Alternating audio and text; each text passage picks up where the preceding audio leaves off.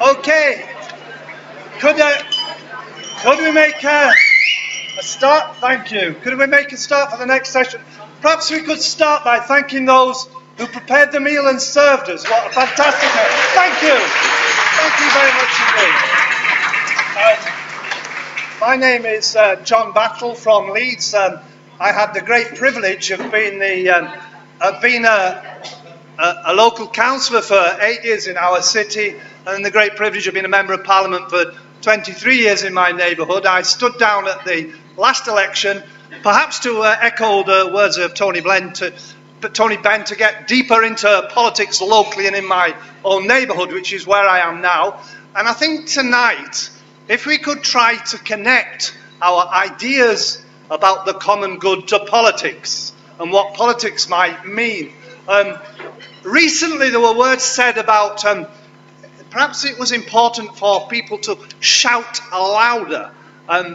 I looked up where the phrase shout louder had been used in politics before, and apparently in the 30s G.K. Chesterton said, shout louder, we don't need to shout louder, we need to think more and think a bit more deeply and clearer together.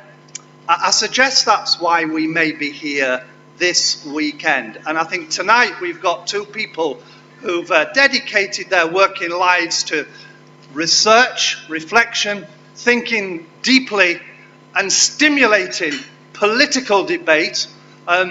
Someone said at the annual Conference of National Justice and Peace, age of austerity, maybe not just economic austerity, but maybe it's actually the age of austerity of ideas, political, economic ideas, and the austerity of imagination, to echo Anna this morning. But we have with us two people, Lord Maurice Glasman and Phillip Blond, who I'm sure are known to most of you.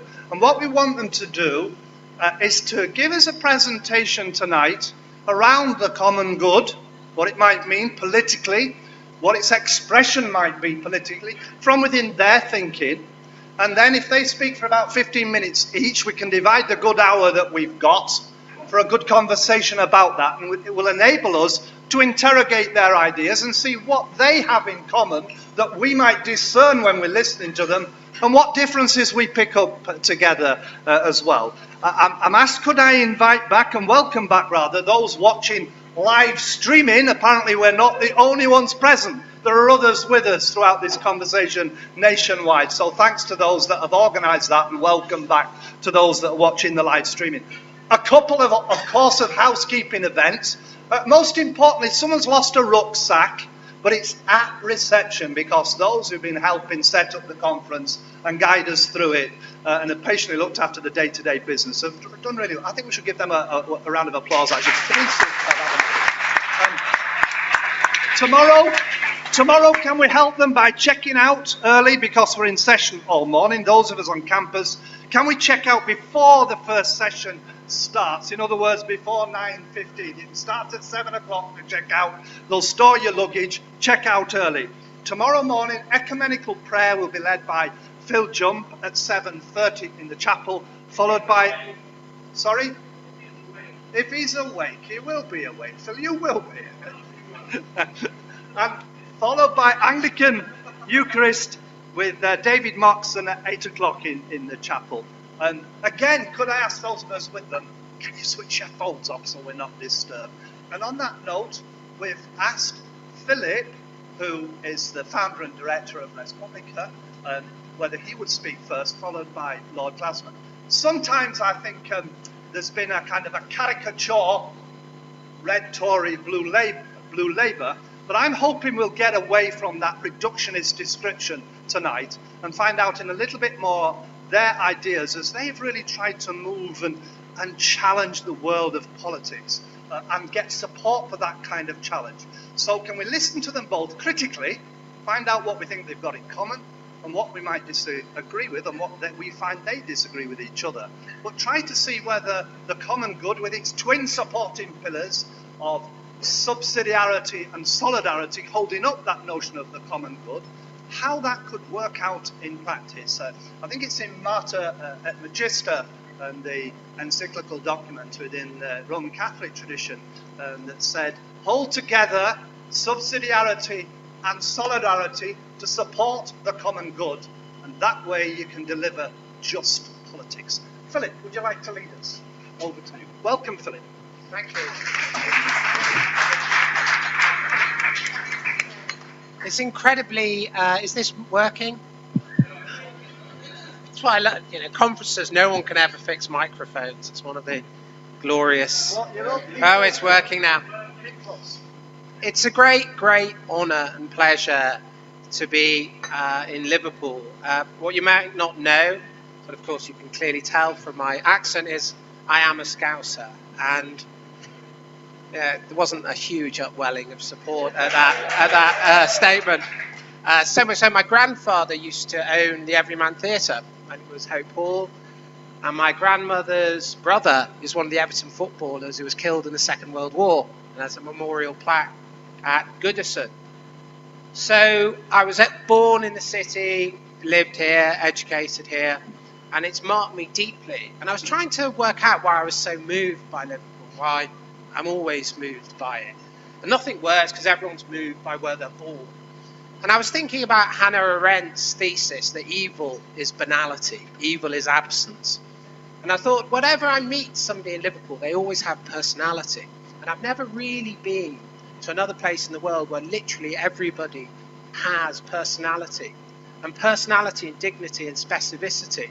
Even the taxi driver that took me into town this afternoon, I admit I took an hour off. He was chatting, and he was a former graduate of this university. And I said, oh, and he goes, yeah. I said, what do you do? He said he was training in Liverpool.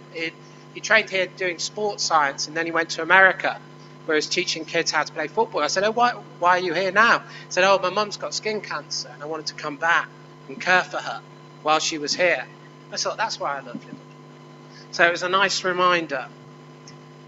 So I'm now going to talk about what you've all been talking about. And I'm going to suggest some things that I don't think you'll perhaps entirely welcome, but I feel they're true, and I think we need to discuss them. Firstly, where are we? Well, I think looking back at the wonderful legacy of the archbishops, what did they believe in? They believed there was a common good. They believed that they knew the end that common good was directed at, and they believed they knew the means. And they did a great work. But they were already out of date. They were already out of date, and they lost.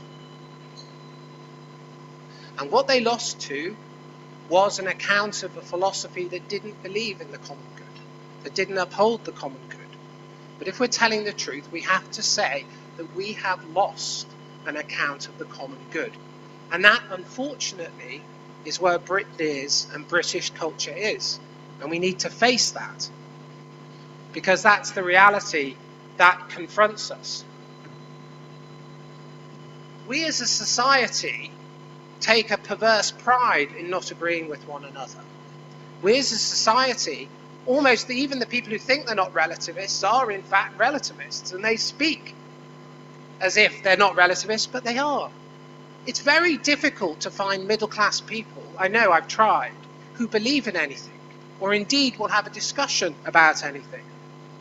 And what's even more frightening, and this is across Europe, not just in this country, and I've spoken to most prime ministers and most presidents who are in power today, and the terrifying thing is the majority, not all, but the overwhelming majority believe in nothing.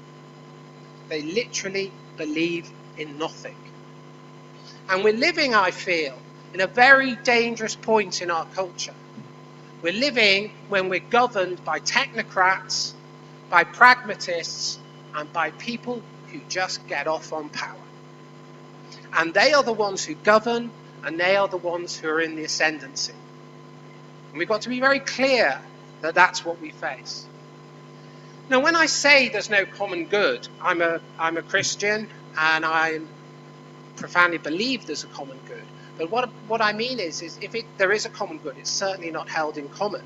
We have no genuine agreement, I would argue, certainly in Britain, certainly in the United States, as to what that is. So my first claim that I want to discuss with you is that the claim that there's a common good itself is very much under erasure. And even the idea of ecumenism, it's a bit like people talking to each other to find out if they get on when the house is on fire. It's really not the issue anymore. It was the issue then, and I think the archbishops did an amazing thing, and a beautiful legacy was achieved. But it's no longer the issue. Indeed, for all religious people, we're now in very much a minority. And we need, I think, to confront that. Also, the mechanism that the archbishops advocated has failed. And I want to suggest to you it will always fail. Welfarism, statism, will never, ever, ever, ever save the poor from being poor. Even if you doubled welfare, hell, even if you trebled welfare, it would not stop the poor from being poor. Because over time, those with established positions of power, those who are in positions of ascendancy, that will work itself out and inequalities will rise again.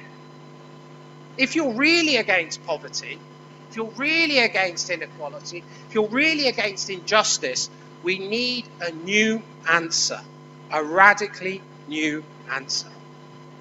So what I want to suggest to you is that it's not enough. The means are defunct and the ends are bankrupt. And that, unfortunately, is where we are. But just because that's where we are, it doesn't mean that is where we need to end up.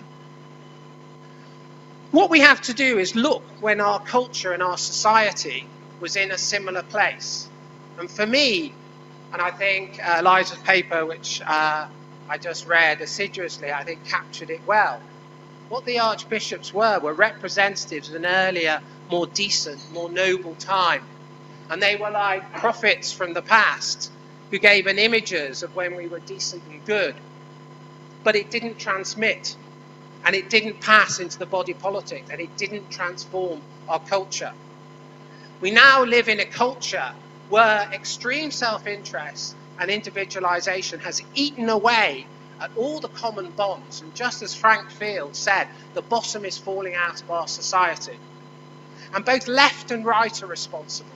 A corrupt left that has embraced a form of social libertarianism that claims it doesn't believe in anything good or true, doesn't believe in the family, doesn't believe in relationships, and a corrupt right that has endorsed a form of free market economics that is turning people into serfs and making poverty the new moral injunction for the majority. This, to me, has to be rejected. But we've been there before. We've been in times when things have been far, far worse. And I just want to do a little passage through history to suggest what we might learn from the history and how we might recreate a future whereby something could be recovered. Now, things in Europe have been worse than this, as you'll all know. But I want to take you to a time when Europe was in a way like its own version of Afghanistan. At the breakdown of the Holy Roman Empire in its original form, around the 9th, the 10th century, Europe was full of feuding warlords, people who ride out and would genuinely rape and pillage. And Europe itself hadn't entered the Western Middle Ages, which are the basis of our civilization. What happened then? What you didn't have is you didn't have the church coming out and speaking the language of defeat, of balance, of judgment, of mediation. You didn't have that. In fact, when Christians speak like that, that's the language of defeat. And I've never been in a society where Christians are successful, where they speak the language that we speak in this country all too often. What Christians did, the Peace of God movement in the 10th century, is they recreated social taboos. They said, for instance, you can't kill women and children. The church is a place of sanctuary. You can't set buildings on fire. You can't even kill farm animals. And what Christians did is they recreated moral norms around taboos, around things you shouldn't do, around sites of danger. And they disarmed the whole of Western Europe in under 100 years. And that act of disarmament created the conditions for Western civilization. And that created the conditions for the Europe that we have now. And that Pax Christiana that transcended race, space, class and code created the conditions for the wider spread human flourishing that humans had yet experienced. When was that broken? Well, that was broken when each monarch wanted to be an absolute ruler in their own place. And they killed Pope Boniface VIII through beating him. It was Phillip the Fair of France. I'm always suspicious about the word fairness. But anyway, leaving that aside.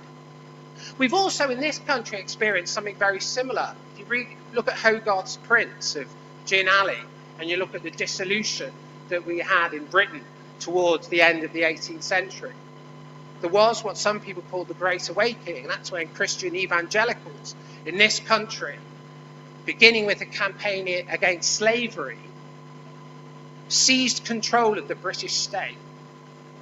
They seized control of the British state and they said, we are not going to let mere market forces rule. We are not going to let inequity rule. The good will rule, and we will ensure that the good rules. What the British state then did in the 19th century, the Council of Vienna, it threatened to go to war with any state that slave traded. I was telling colleagues, I was in the Seychelles this summer. And when I got there, I went to the Museum of National History, and there's a museum, the French rooms, they called it. I went into the French rooms, nothing but slave implements. Things around the neck, whips, truncheons. Then we went into the British rooms, and it said the British came, they sank the French ships, and basically they liberated the natives against the wishes of the landowners. Not only did the British Empire do that, what they also did is they sent a naval mission for nigh on 60 years to intercept Arab slavers trading up the east coast of Africa. And because those big ships couldn't catch the tiny Arab dhows, the British invented interceptor sailing vessels that intercepted those slave ships, killed the slavers, freed the slaves and brought them to the Seychelles. And that's about 4,000 slaves over a period of 20, 30, 40 years were freed there. Now I just want to give you those two examples of different Christian activity, coming from when we're in a similar crisis, actually a crisis far, far worse. But now we've reached the most profound question. What can we do to recover common values if they have genuinely gone? And I know you all agree, and largely agree, and we live in a society, as Danny Dorling, the reassuringly Marxist geographer from Sheffield, who said we live in a society of ever-decreasing circles. We only associate with those like ourselves. And of course we all agree and we all largely get on, but that could not and should not hide from us the wider social fractures that are going on. So what do we need to do? The church needs to stop being apologetic. If you read the book by Charles Taylor's Secular Age, he tells you, in practice, when people stopped believing in God. And what Charles Taylor, great Canadian Red Tory, though no, he's really call himself a liberal, but we differ on this. What he shows in that book is that actually Christianity lost when Christianity left the world of people and took up residence in the head. When Christianity stopped organising businesses, when Christianity stopped organising business lending, when Christianity stopped organising festivals and feasting and marriage practices and meeting and parenting, when Christianity stopped being about the incarnate world out there and took up residence in the head and became obsessed with sexuality or something peculiar. I think Charles Taylor's right. On a philosophical level, the culpability goes much earlier, actually, and it's English. And I would lay the charge against William of Ockham, who essentially broke the link between the world and God by saying, if we interpret the world as a sign of God, that's an imposition on God. If we see God in the world, it's a form of blasphemy. We must uncouple God from the world in order to be more pious about God. But the legacy of William of Ockham is people said, well, we can interpret the world without God, so we will. So the lessons from this, I think, are if the church wants to win, and the church has to win, it's going to have to do something very different. It's going to have to recover moral code. I don't mean morality in a repressive, fascistic sense. I mean morality in the sense that I am dedicated to the flourishing of every other human being. It's not natural. Common values aren't natural. If you look at human history, it's simply not the case that we simply see other people as being bearers of moral worth. That's the insight of Judaism. When Judaism said an eye for an eye, a tooth for a tooth, it's an expression of radical equality. Because it says the eye of a slave is worth the same as an eye of the owner of that slave. This isn't natural. It's not in us. It comes from institutions. So we have to relearn once again how the church can teach people new norms, new codes, new habits. And if we're really going to have a legacy that comes from this wonderful conference, that has to be the legacy. How do we create cultural organizations and institutions that reproduce cultures? How do we reproduce cultures and ways and patterns and habits? And I think that is the crucial insight that we must deliver. But you can't just have good practice. If you just have good practice, and there's been multiple good practice that both and all churches have been doing, it just doesn't resonate. What you need first are principles or ideas, because ideas are what allow people to understand what's happening. If you just have practice, you can't even explain what you're doing. You have to be able to explain what you're doing so that people don't just buy into the practice, but buy into the ideas, the values, though I hate that word, why you're doing it. And if you have that, if you have your principles first, you can make sense of your practices. But your practices are what most people will understand. And what we at Res Publica have done, and here's the report, and it's free on our website, and we launched it with the Archbishop of Canterbury in July. And we have a couple of more reports if you want them. It's all for free. We argued that the church has to become a new platform for mass social activity, mass practice. It's why I'm so proud of what Justin Welby has done vis-a-vis Wonga, because I mean it's a high bar. It's a high bar, and I hope he reaches it. But that's exactly what the church needs to do. I enjoy being barracked. Don't worry, it's a sign of being at home. And if we can change the church back into the institution that can actually meet these needs and these platforms, whilst having account of what it's doing, that isn't about balance, neutrality, kind of ambiguity, because that's attractive. If we can recover the deep moral sense of the worth of other people and repeat that in practice, then we have a chance of reconverting the world to the idea of common values. And if we don't do that, it will all be defeated. Thank you. Thank you. Thank you, Phillip. A good start. Maurice, over to you to respond or to set your stall out. Okay, well, good evening. I feel the mic's gone off again.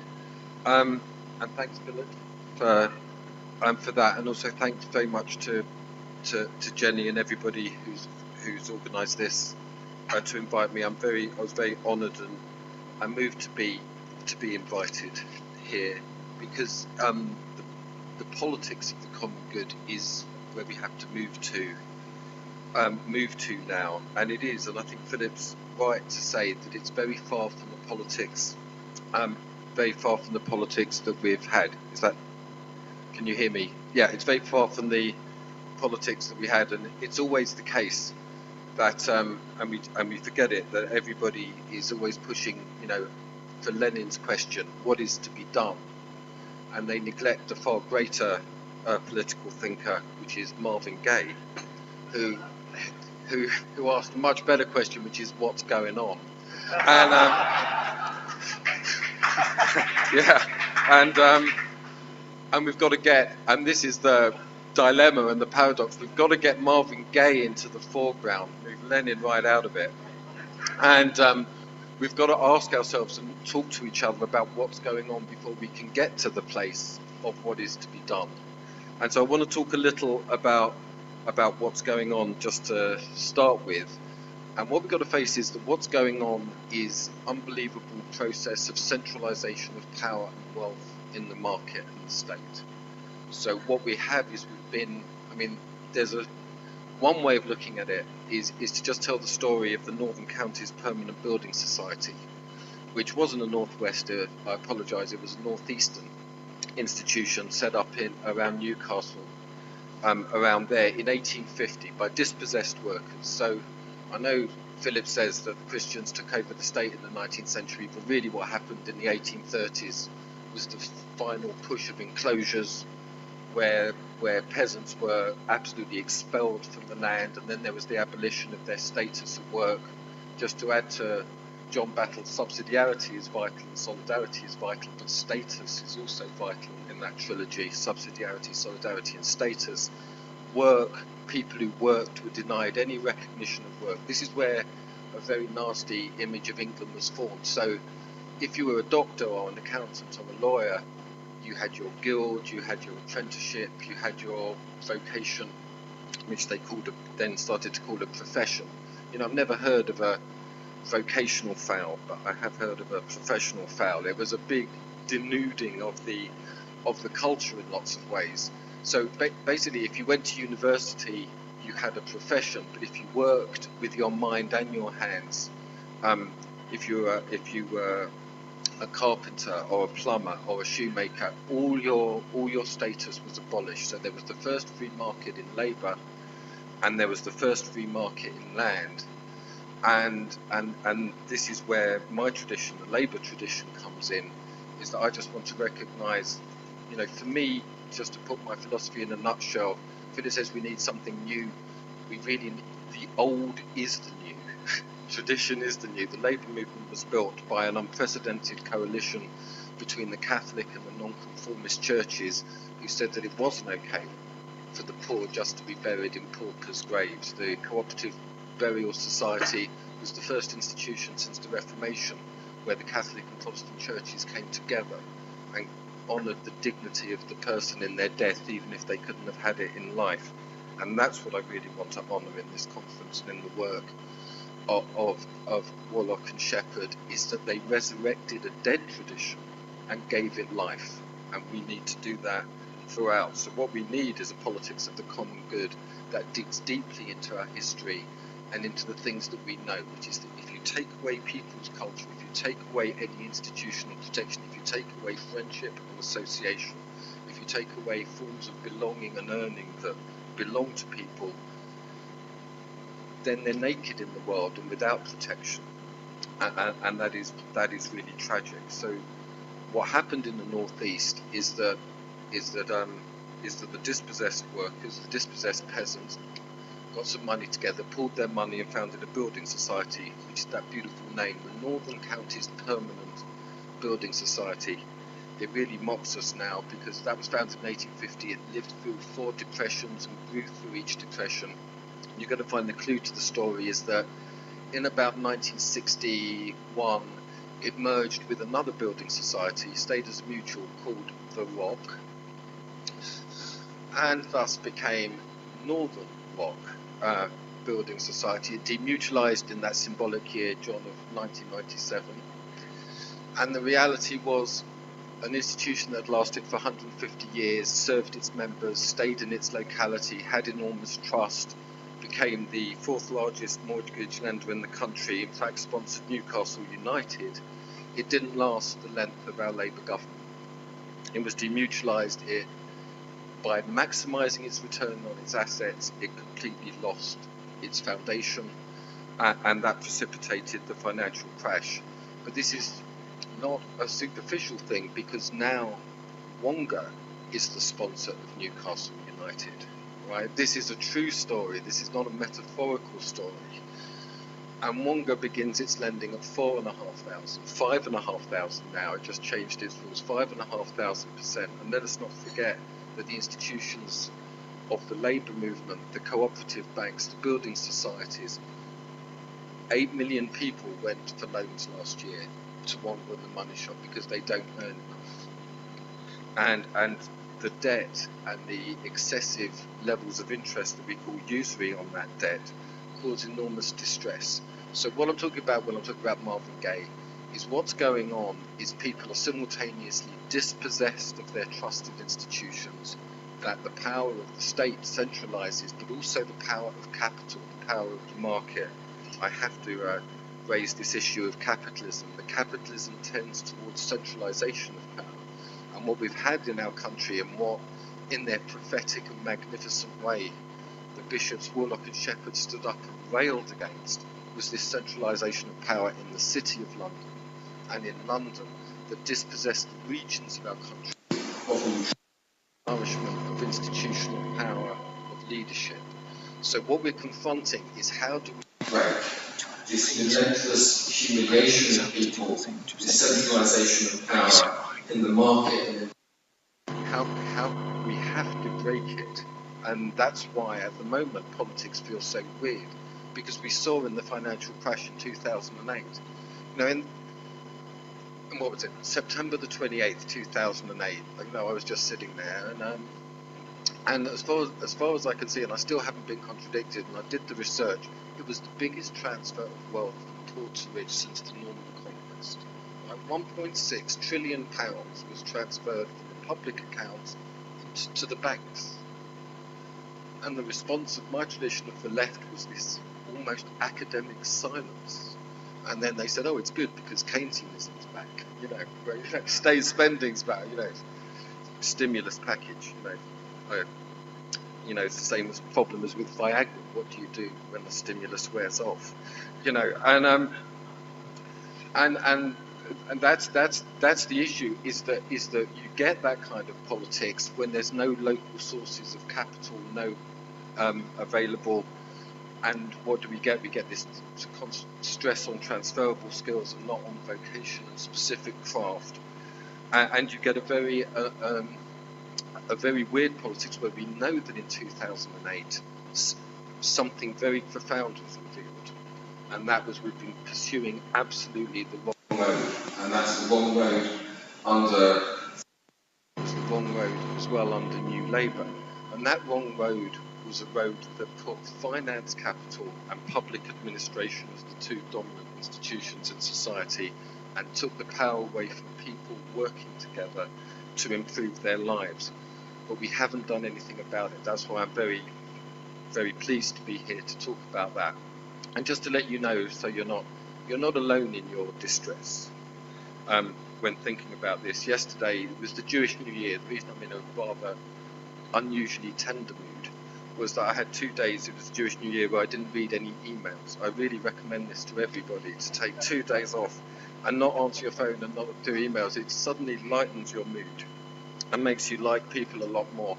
But yeah, doesn't last, but it's a good moment when you come out of it. And yesterday I was invited to have lunch on the Jewish New Year with the old chief rabbi, with Jonathan Sachs, who's just left his job, and he wanted to talk about repentance, and he wanted to talk about the things that he hadn't done. It's always quite distressing to meet leaders after they've left office who suddenly discover their enormous moral courage when it's over.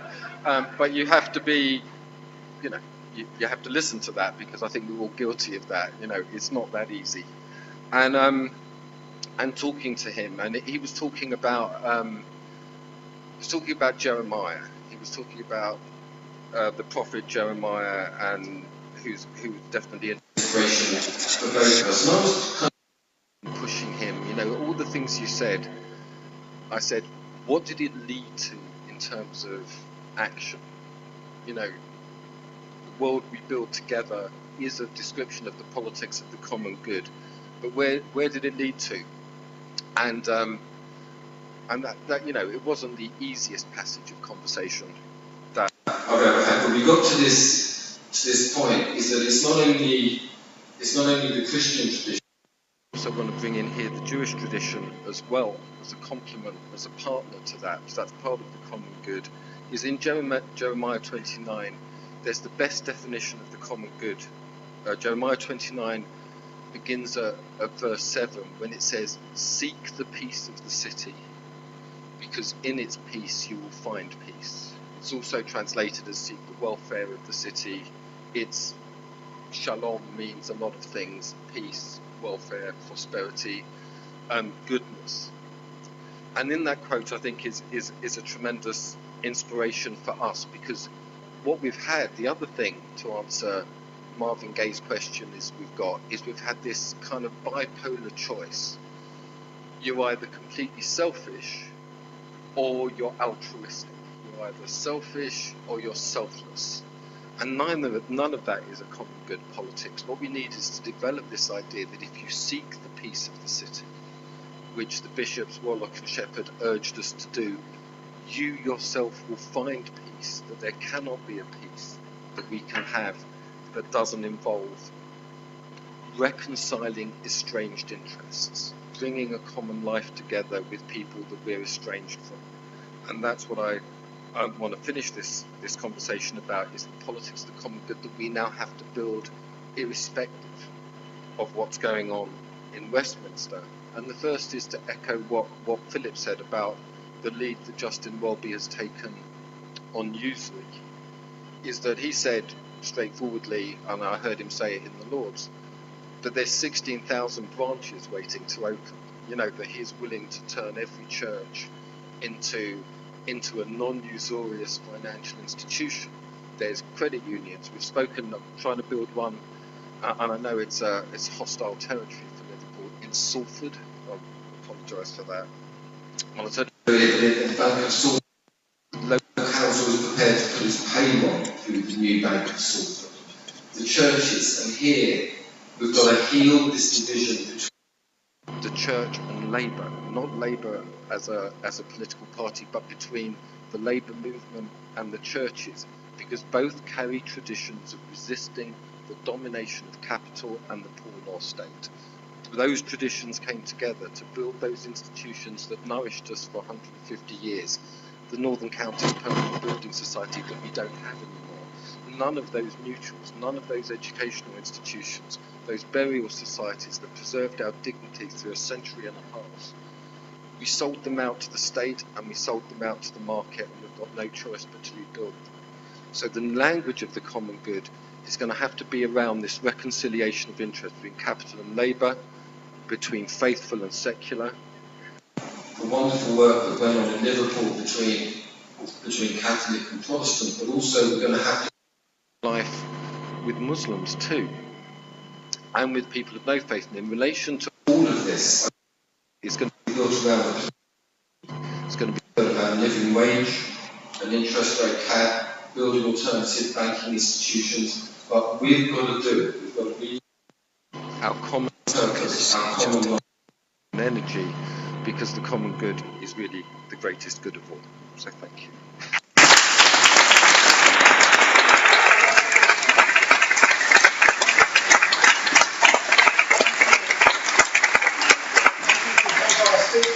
When I was chatting to them both over the meal, both of them used the phrase political economy, a phrase that perhaps we don't use enough and think through, and we don't link to theology. And in my neighbourhood, when I left Parliament, I was asked to get involved in a social enterprise where we're running a swimming pool that was going to be shut down. And it's so successful now with the people running it that we decided the other biggest problem loan shark and lending shops right outside the rest. With the local credit union in Bramley, with a big city credit union. The problem is the credit unions were set up originally to buy, so farmers could share the agricultural machinery. And in the 80s we were using it to buy brands and special items. At the end of the week, people haven't enough revenue to pay for the food for their families. So what we're now doing is using the credit union, blending it with the co-op bank, so we get the membership for money in and out, and the post office and the college that keep run as a social enterprise to knock out the loan sharks and put them on the rates of interest. So I think there's much more that can be done at the local level, but perhaps pooling some of the examples of the Bank of Salford and elsewhere, and I'm sure the others in the room will reach your investments and carry that conversation forward. Over to you to join in the conversation in the time we've got left. Would anybody like to put a point to either of our challenging speakers, to agree with them, disagree with them, put another point of view? Can I just ask you, if you'd like to share, have your name, and keep it as brief as you want to, so we can all get a chance to have a look. And this is anybody for a very bright light shining on me. So if you could indicate, would anybody like to kick off? Is there a microphone around as well? There's one there. Yeah, anybody want to have a go? Just please, Clifford, I think I can see you, right there in the dark and the gloom. Get the mic and then we can all share. Can you hear me? 1, 2, 3. Wait, that's fine. Thank you. Can I ask either or both? To react to this.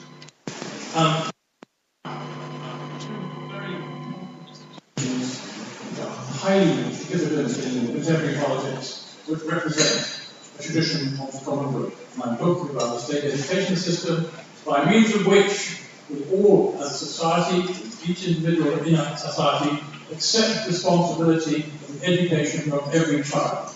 And that seems to be the definition responsible for all. And the second institution, similarly, is the National Health Service. All, we as a community accept responsibility for the health of every individual in that community. Now, both those institutions, it seems to me, are threatened by marketisation. They're both threatened, as it were, being taken into a commodified economy and will lose this characteristic of the common good. I just want to know whether do represent the existing tradition of the common good, on which we could live. Phillip, education and health, the last one. I think Rescue is probably right. I think that it's right. They were formed out of. Of course they were, absolutely. But I think they're content now. I think education has been stripped of its common good content. First of all, by the increasing instrumentalisation, the downgrading of the arts and the creative arts, and the meaning of life. The end to which all the means are. And secondly, because literally, and this applies to universities as well, and I feel sorry for teachers and lecturers, because on the one hand they're forbidden from teaching any substantive values. Yeah. And if they teach them, they can often get in trouble. And certainly at the university level, most were scientists. They literally didn't believe in anything. They might have believed in deconstruction for 8 years, but they certainly didn't believe in any substantive values. And my experience of education, when young people full of hope and idealism coming in, and in 3 years they came out believing they could. Other forces were always more powerful, and better just to get on. And also, you've seen a complete stripping of vocation and meaning to the practice of health. You've seen the scandals where people are ignored, are abandoned, are treated terribly, and I think these aren't just propaganda by right-wing sources; they're also true. And so I think that the important point to make, though, is we will only recover the common good by creating institutions. And indeed, that's what Warlock and Shepherd did do. From the Church Urban Fund to the Liverpool Aid Law Centre. And I think what we have to ask, the really crucial philosophical question, is can we create institutions that recover new taboos or create new taboos and restore new norms? Because if we can't do that, we're not going to win. Maurice. Yeah. I actually agree with what Phillip just said there, in as much as I think the National Health Service grew out of a tremendous politics of the common good. And the same is true, but so this is what I would say, just to begin this conversation. The common good is not a service. The common good is an achievement between living people, and it involves the reconciliation of interests. So the problem, let's just talk about hospitals for a second. The problem with the hospitals is this unmediated domination of management of hospitals. Represent a different thing, which is the public interest. So I just want to make a distinction, really sorry, for 10 past 10 tonight.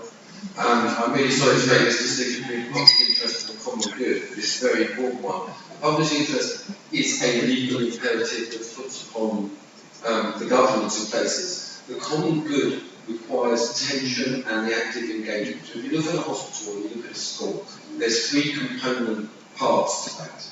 The first are the funders. That's a very. The second is the workforce, and I think it's worth noting that there's been a humiliation and a denigration of the vocation of the workforce throughout our public institutions. And the third are the users, the people who use. Now, how can we organise the user interest so that they can confront the management and the workforce about this issue of neglect? So what I'm saying, in a common good conception, be an active partnership between funders, users and workers in order to sustain and maintain and reproduce a common ethos where they discover the truth of Jeremiah's conquest, where seek the good of the hospital, for in its good you will find good. Do you see the point? So we've got to stop thinking of it as an administrative achievement and start thinking of it as a political and social construction that you achieve through the reconciliation of estranged interests.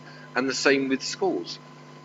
Teaching was a magnificent vocation, and it's been, to use another terrible word, proletarianized. It's been subordinated simultaneously to management directives on one side, and sometimes a union that acts in very strange ways on the other, and the actual vocation of teaching has been squeezed. So once again, in the governance of all schools, funders, teachers and parents need to negotiate a common good so that those institutions are owned and belong to the areas where they are, which is not conceived in a simple way, but having themselves attention.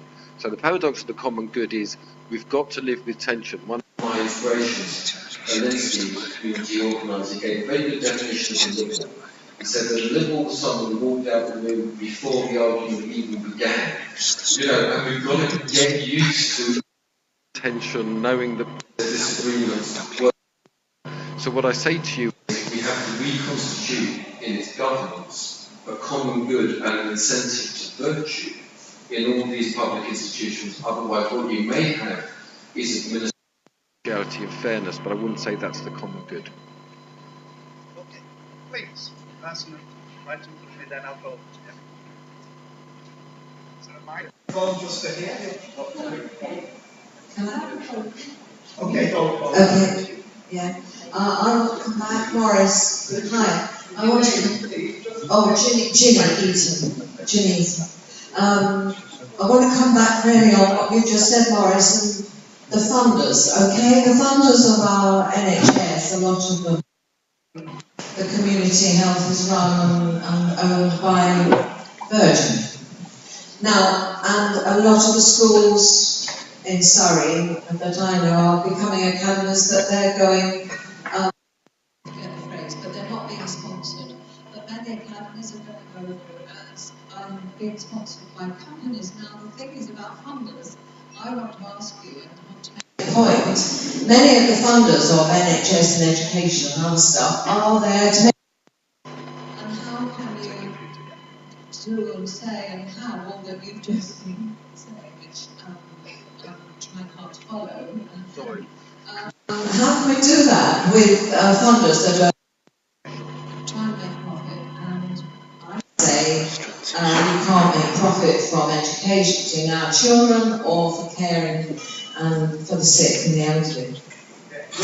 Going into the detail, I'm going to take a few. There was a person here, this person here, voice of hands at the minute. I'm looking at questions right over to me.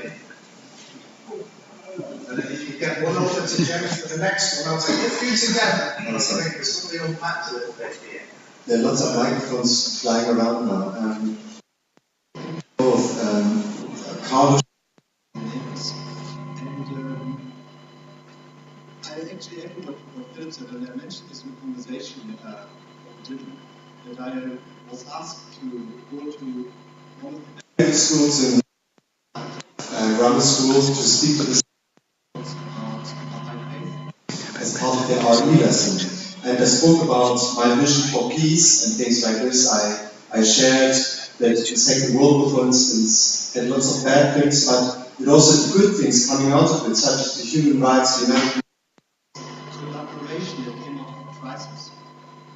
And after explaining all of these things for my politics students, the feedback students is very nice. Said, just one bit about world peace is a bit unrealistic. And you know how I walked away from this? Because when I was at university, these type of things would be debated once I was with me. You're a bit too optimistic, Carl. But the whole class of these 16-year-olds said it was a bit unrealistic. It's quite scary because they should be full of hope. And one thing I wanted to offer as a contribution that recently was discussed within the Baha'i community was that when we look at society as the community and the institution as three participants that shape our civilization and societies, I think what we see is that those three are not in balance with each other. We have societies that all emphasize the individual, place all their confidence into this individual. There's no trust into the institution. We have others where the community is champion, and others where the institutions are oppressive. And the way how I approach my day job is to try to think how those three go together and how we have projects that take into account all three. That the individual individual flourishing and the individuality, that individual views his or her role of that of service to the community and of obedience to the institution, and how the institution in turn allows, instead of a loving parent, if you like, that allows for the flourishing of the individual and protecting its rights of the community. Thank you. Over at this table over here. Someone got the mic? Right. I always think it's very telling what history people reference to legitimise their ideas.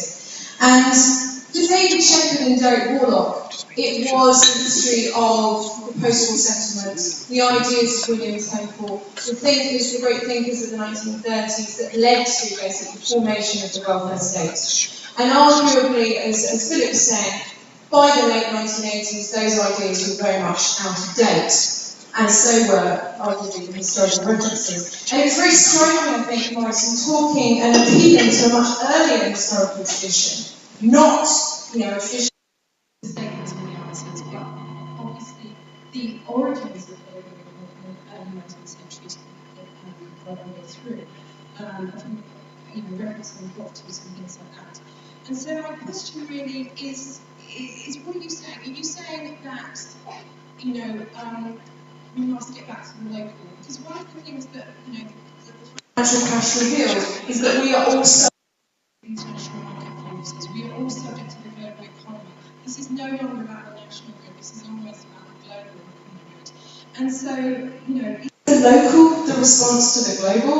Are we talking about the global, that awful word? Tell me more, explain to me in greater detail, I think, by referencing the early 19th century, which of course Margaret Thatcher was fond of doing, What are you actually saying about the role of the state and in particular the role of the local in terms of global politics? No, just get there. I'll take one more. Was one over here? Yes, please. My name is Bob Dickinson. I'm a retired elderly vicar, slightly dysfunctional, Liverpool season ticket holder, so I was emotionally moved by the comments about me. I was impressed by both. The thing that spoke to me most was the word resistance. But really, I'm on this microphone to say something obvious. Going to resist. You need something deeper than words and concepts. And on the left, there has been this tradition of contemplation, silence, and prayer to give us that depth which enables us to resist for the common good. And I think I want to make a plea to foster that for myself and for all those here, so that we may resist all that destroys human flourishing. And I think I detected senses of that in both what Phillip and Lord Glasman said. And I do hope that when we play Newcastle, we get 3 points. So do I. Maurice, do you want to pick up and unpack those? Yeah, very much. So, first of all, is it Ginny? I think. Yeah. So, my apologies, two-level apology. The first is not going into what I meant by funding, and the second, if the concepts I used were too abstract or obscure. So we've got to get through just to get straight to the point. So we've got to resist this relentless privatisation. That's what I think, but it can't be done on the basis of collectivism or nationalisation. So I'm working on it. So Nationalisation or privatisation. Something along the lines which are going to tune into what you were asking. So mutualisation, some form of local ownership. So I'll give you one example in Dover. So they wanted to privatise Dover Port. I don't know if any of you followed this. There was an attempt to privatise Dover Port. Now, I'm by background Organising. One of the things you learn in organising is work within the experiences of your people, work outside the experiences of your opponents or your enemies, if you want to put it that way. This was one of the easiest organising jobs I've ever had, because the potential buyer of Dover Port were the French. Right, so I don't know if any of you have been to Dover, but if you just walked around the streets of Dover saying, "What do you think the French own Dover?" you get a very direct answer. But I wouldn't begin to describe to repeat to a Christian audience. Now, the point being is the other thing you learn in organising, which is vital, which sort of is the hard part, is that the price of a political action is a constructive alternative. So we have to develop, this is my whole thing with Labour, we have to develop a constructive alternative that is superior to the previous settlement. We can't go back. So what I'm saying is that I was thinking of local authorities and the state in terms of funder, and they have a legitimate interest. One of the things I'm trying to do, which also relates to what I was going to say to Elisa, is the state has considered itself to be a neutral force, but it isn't a neutral force. It has an active interest in social outcomes. It has an active interest in integrating its social policy. What's got to be resisted is its domination. So what I'm talking about in terms of reconstituting schools, for example, which I take it is your thing, is that the local authority or the state, whichever is doing the funding, has a non-dominant but significant role. A third. My daughter always laughs at me because the corporate governance model is a third, which she misheard as a turd, and that's basically how she describes my politics. She goes, "Oh, what is it? A turd again, Dad?" I said, "It looks like it."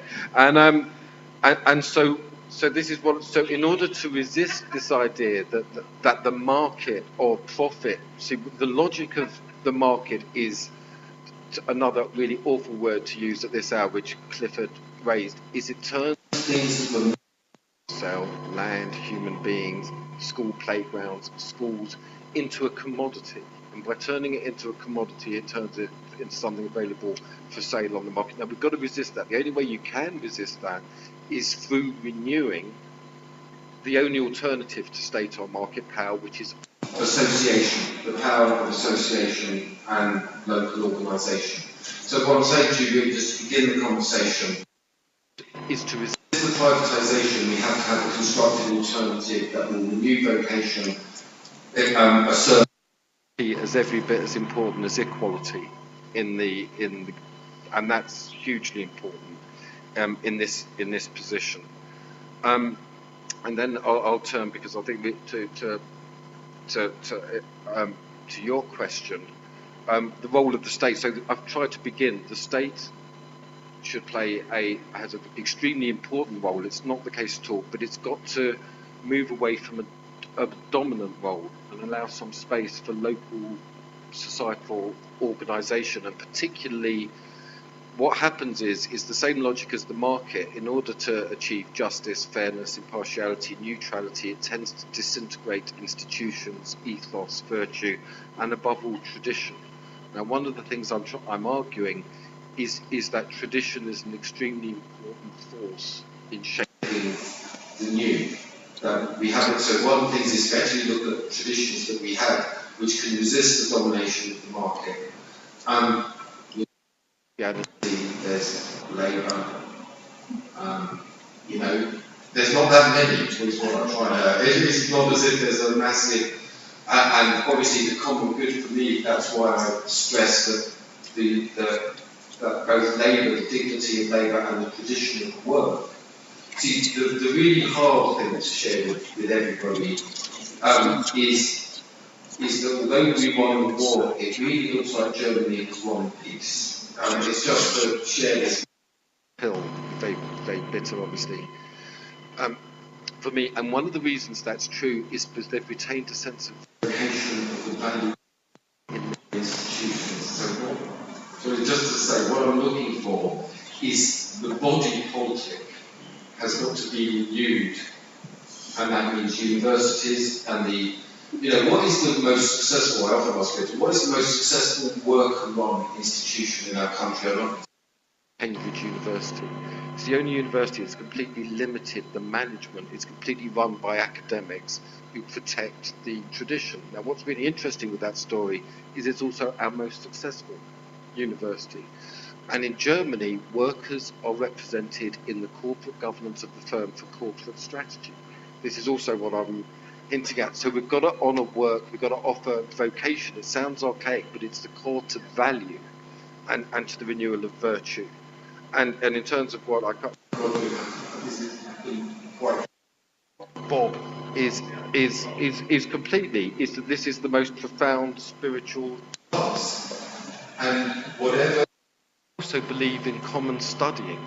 Studying of texts together before doing things, whatever it takes to raise our level to value the truly human is what we need together in association to buttress the political action.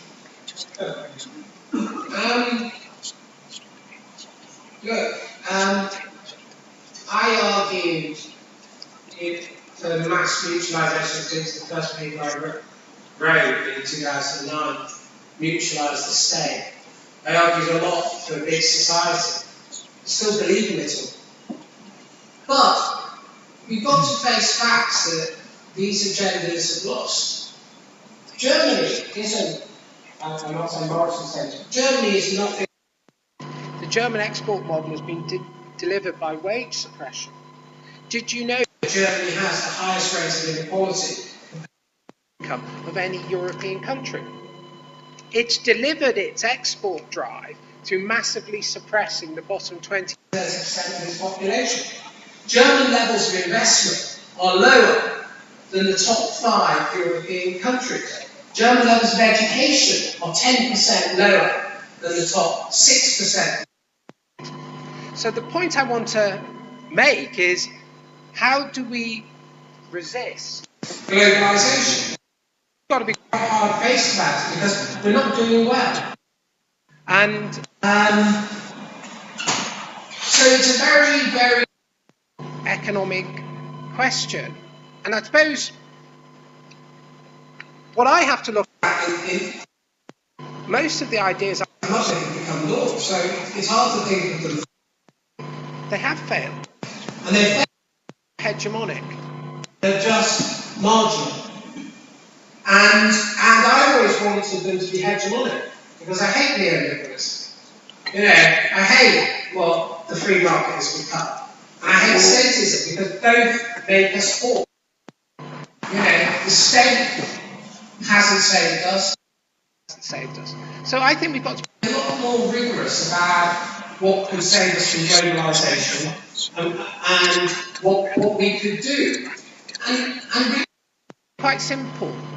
We have to, in some sense, and we were saying this earlier, we've never developed a communitarian political economy. We've never developed a political economy that could deliver what we want. And you might notice Maurice and I broadly agree. He's desperate, so that's not the case, but party necessity. But we do broadly agree, because I think this is utterly decent, honourable and noble left-wing resistance to what's happened, and decent, honourable and noble conservative resistance to what's happened. But the trouble is, both are pretty dead, and both have lost. If we're going to actually develop a genuinely successful kind of response, it can't be small scale. It can't be at the margins. It's got to, in some sense, be a new macro offer. And there's all sorts of things you can do. At the macro level, for instance, let me just give you a figure. The Bank of England, from 1900 to 1972, underwrote banking assets to the tune of 50% of GDP. From 1970 now, that rose tenfold to 5% GDP. Now that's the result of a decision. Now the reason you can't get regional economies growing is because the rate capital has on economies is priced out. The state takes all the risks. The state buys out the risk curve for investment banking. So if you have money, why would you invest in this? You wouldn't, because you get a greater rate of return because the rights it. Until we can shift those market models, another thing that I think we need to do is we need to make these damn corporations pay proper rates of taxation. And there's simple ways to do this. What you say is you can't trade in our country unless you pay 20% of your turnover in tax, like ordinary people do. And if you don't pay that, you're not trading here. So these are the sorts of models that we can enforce that actually will structurally shift the balance. And only if we do that will anything like I'm arguing for, or Maurice for, be anything other than a fig leaf.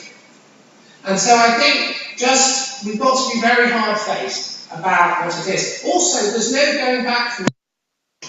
And when people do deglobalize, it's pretty ugly. It's often around racist, and it's often around secessionist, and it's often around ethnicity. It's pretty ugly.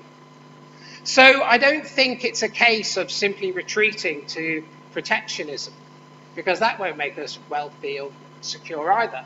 It's really about trying to create terms of global trade that people can benefit from. And this is where I think we really need to go. Let me state again, the only way poor people can stop being poor is if they own and they trade.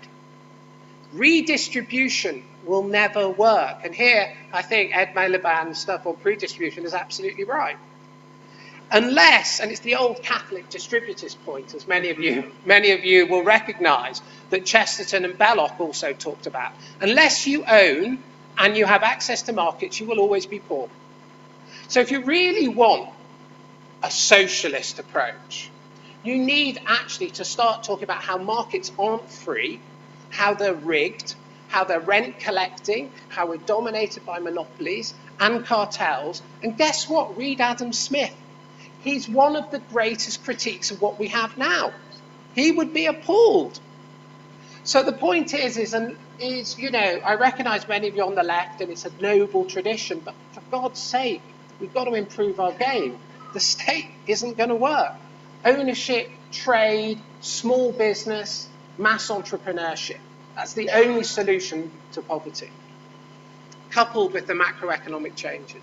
I've got one hand burning, it's the very last one. Sorry. If you're very brief, because we've got prayer, we're going to end in the middle, there's no answer to this. I can happily take more.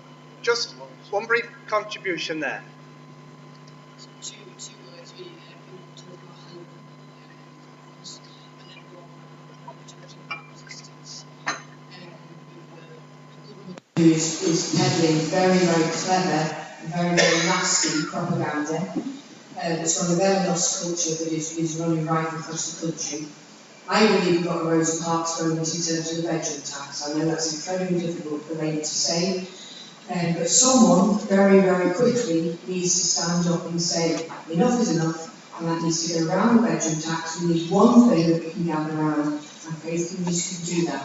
And I've got mates who are now being evicted to no fault of their own. We haven't got the homes to move into that are available, and we have to stand up and be counted.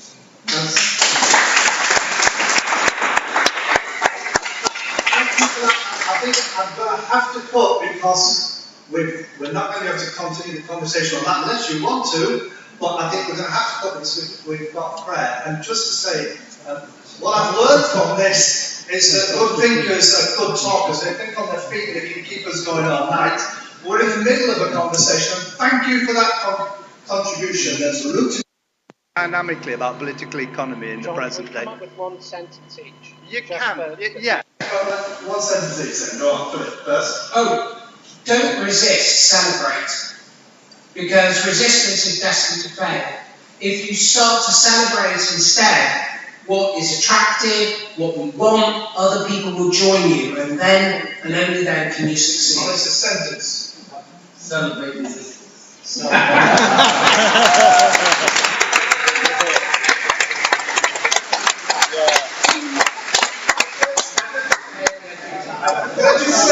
Can I thank everybody that's asked the question or put a point of view? And I think what we've done tonight is clarified a little bit of what we might understand by the common good and how we might develop it. So can we thank both Maurice and Phillip?